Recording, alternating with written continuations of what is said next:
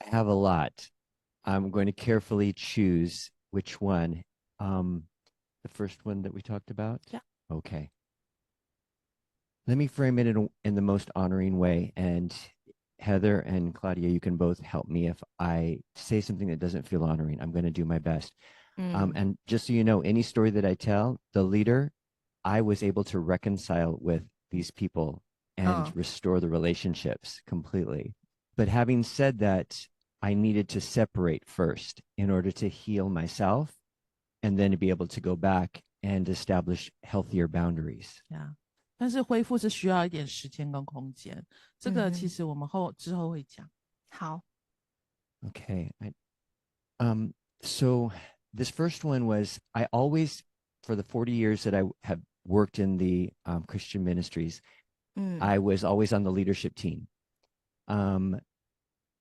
Mostly in supportive roles, but always on the primary leadership team. And that was on 3 different continents, in Asia and Europe and North America. So you won't be able to figure out who I'm talking about. And the majority of the ministries that I was involved with were with young adults. That was our primary population we were serving. And so, and I always were working with friends. So this first one was, I was single at the time, as before I met Claudia. And I hadn't purchased my house yet. So I rented a room from this leader. And he was my friend. And first of all, it's about relationships. So we were friends and a roommate. And then I was helping him launch his ministry. And I chose to be a support to that. What happened was, though, I had a full-time job, was a full-time junior high school teacher. And then this job on the side, this part-time job, which was not paid, was all volunteer. And I was willing to do that. I chose to do that. And the benefits were beautiful and amazing. And we were helping a lot of people and growing this ministry. But I probably worked 10 to 20 hours a week after my full-time job of 40 to 50 hours. Wow. And I was glad to do it. So I was the worship leader. I was the church van driver. We were planting a church. I was evangelism leader.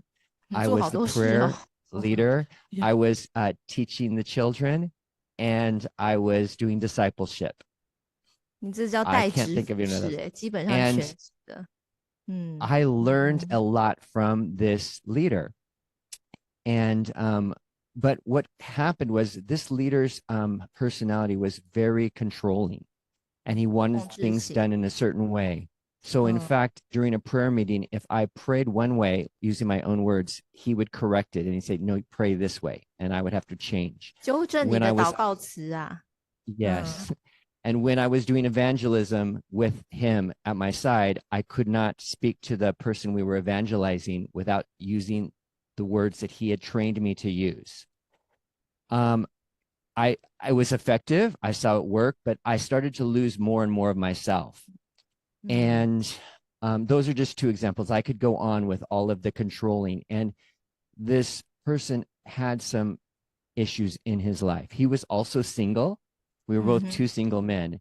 And so you can see that the leadership team probably needs a little more diversity. There were some other people on the leadership team, but we were the 2 of 3 that were the primary leaders. And at some point, I realized that this was very unhealthy. I didn't know how unhealthy, but a lot of my friends were telling me, Michael, are you sure you want to stay in that ministry and keep doing this? And I'm like, yeah, we're seeing a lot of fruit. It's touching a lot of people's lives. And I feel, I'm learning a lot.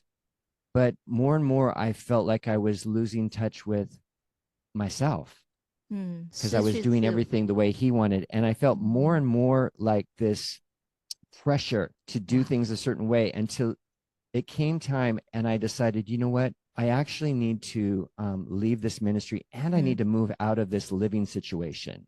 But I wanted to do it in a mature way. So I processed with my friends, and they were like, oh, you needed to leave a long time ago. And then I talked to the leader and I said, I feel like it's time for me to leave. I need to move on. And I didn't really accuse him of any negative things. I just said that for me, I feel that I need to move on. And I'd like to give you 3 months. I will keep doing everything that I'm doing for 3 months. When my friends heard that I gave him 3 months, they were like, you are so crazy. You should give him 2 weeks and then get out, or a month at the most. And I was like, well, I feel like I'm a leader. I want to transition out well. And so I said, I'd like to give you 3 months. And this is when I knew how bad it was, because then this leader turned to me, and I need to give you a little background about my personal life. So, and we may talk about this more in the future, but in my journey of healing, my journey of emotional healing, I had to heal from same-sex attraction. I had been physically and sexually abused as a child pretty severely. And although I had never gone into the same-sex lifestyle, I had same-sex struggles. And I was very open. I'm open on this podcast, this program. I was open with my friends and people around me. It was a part of my testimony. And so, of course, my leader friend knew this about me, and he knew that I wanted to get married. And he also wanted to get married. In fact, well, I'll tell the end of the story in just a second. But so I shared with him, I need to leave, and this is why. And he said, that's not God. God does not want you to leave. 神之名来了。 Yeah. And so you're making a mistake. And 好重的指 if 控 you 哦 leave, if you decide to leave, you can leave. But if you leave, I don't think you'll ever get married. God will not bless you, and you will not be able to get married Gosh， 好可 because of 怕 your 的咒 problem. 诅。 Because you can only get healed here with me in this ministry. And I was like, oh my gosh, I have made the right decision. 100%, no doubt in my mind at that point. Now, I did not know how traumatized I was from all of the time that I had been there, which was I think about 2 years. I'd have to go back and check the dates, but around 2 years, I served there, 20 hours a week pretty much, and then lived with him. So when I moved out, I got my own small apartment, and I was living alone. And it was at that point I realized how traumatized I was. 一个人的 Because I 时 would 候 come home from, I didn't know. I came home from work, and I would sit, I almost want to cry as I remember this. I would sit in my house, and I would listen to how quiet it was. Because I didn't know that all of that pressure that he was giving me, and when I came home from work, and then it was nonstop until I went to bed, and probably while I was sleeping, that pressure was still on me. It took me about 1 to 3 months to detox from all of that pressure. I actually was afraid, like he was going to come back into my life. He was going to come he was going to come knocking on my door, or he was going to call me or something. I was so afraid that that he was going to try to control me again. Now, I don't want to put it on him. I let myself be controlled. But when you bring the name of God into it with some of the ways that he did, it was very hard for me to separate and to see what was healthy, what was discipleship, and what was unhealthy. And I didn't know how bad I'd been traumatized until I left, like I said. And you know what's ironic is that his threat was that I wouldn't get married. It was not very long after that I met Claudia. And I was able to reconcile my relationship with him. I became friends. He actually was a supporter who prayed for us and me and my children and our adoption of Ariel. He was very supportive because I was able to go back and restore that relationship 这很不 with 容 him. I 易 didn't 耶 want to. Yeah, I had to say, no, I will not do this. This is a healthy boundary, but you're a beautiful person. And the irony is he threatened that I would never get married. And you know who never got married? He didn't. And he has now transitioned into heaven. He's in heaven, and he's probably having a great time. And he's probably clapping for me right now as I share this about him, because he knows that I can help other people through telling my story. But the irony is that these leaders, these individuals who are being spiritually abusive, never know. They think they're actually helping. He thought he was helping me by saying that to me, but I had to find out, no.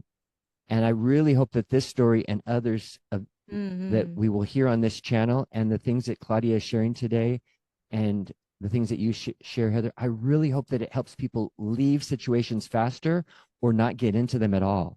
真的，你讲起来特别有感触，我就也是跟你的，所以我觉得我自己也很受益，谢谢你们，谢谢你的分享，还要让你再重温一遍，自己就在预备的时候还要重温一遍，辛苦你了。但这些都是精华啊，感谢你，感谢你。好，那我们这集就到这里咯，各位听众，我们下集再见咯，拜拜。拜拜拜。拜。